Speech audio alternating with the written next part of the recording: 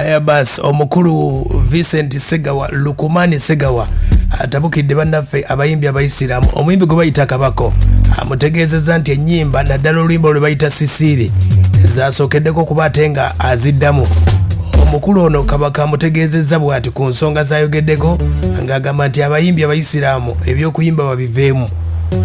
Ulira bw'agambye kale nowe unyo yava ne mukuyimba nakayimba ke nakazeemu ke bayita Sisiri era munakalabirako awo wonna kuba yamuna ebintu yabiwaayo buki buwa yagamba yabivaamu naye Allah aba yakugemulira riziki ate ekirala mukulu Sisiri tetujajinga tojajinga sitojajinga topima kati ekinaddako ng'ogamba oyo asaleko enviiri naye nga wallahi mu ddiini tewali enviiri eddiini guba mutima.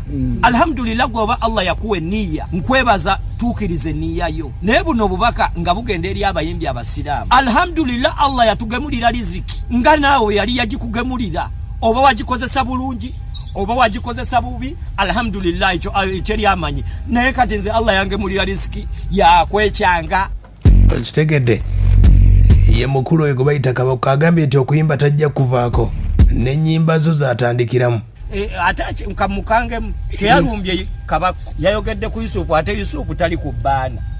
Yusufu tebamutimba. Yusufu erinnya ddene bw'oliteeka bali bajagamba ogamba Yusufu ki? Yusufu kyanajja Bayusufu bangi nnyo bwakogerera wano Bayusufu kati bazaaliddwa emulago newe njogerera wano Kabako teri yazaali tannaba nakuzaalibwa. So tusabire Allah ate naawe nkusabira kuba okusabira tekuliiko kusabira ki naawe nkusabira imaani ye kusigalemu ddala imaani ereme kukka kuba nange njukira kafairo ko nga nkasoma mukosi jja kwogera nga ketaaga mu imaani. Salamatullahi ta'ala barakatu ate olunaku olwo sebo akayimbako nakakoze n'omwana ali awo omuwala ali oko kusidika n'atera n'omutuukako waali lwankubadde akyali mu ibaada.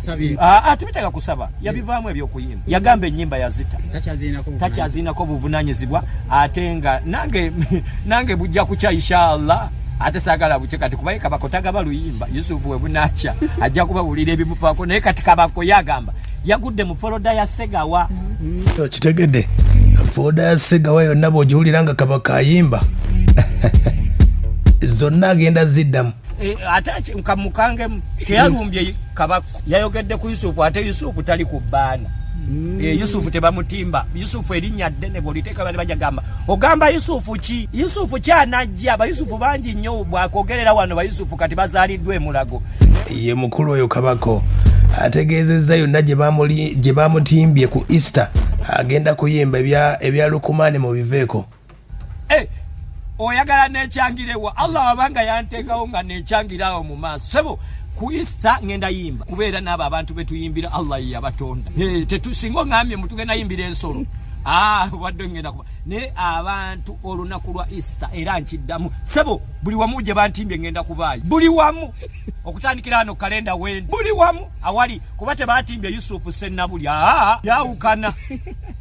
Kati gwe kyayawukana gwe wali weyita Segawa yewe bamujja ku bbaana olina onnoonya erinnya eki ddala lino erinnya lye bateeka ku bbaana okwo nsonyiwa omusiraamu munnange okulumba. Bbaana ezo ze mulaba ezo ennene ziteekebwako Kabako si Yusufu. Olabako Yusufu tajja kujja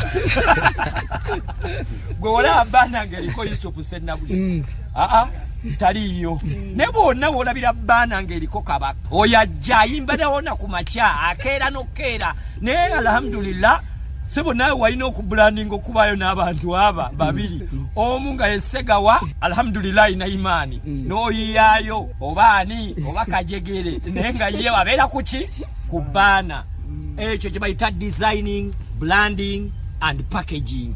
Kati sebo Kabako ye tajja na muziki era kyobola Kabako yebiseeko naye ennaku z'omwezi ng'ate 9 ku Easter Kabako embiri ziba wabweru kuba yeye Kabako kati essaawa eno sebo ne bw'olumba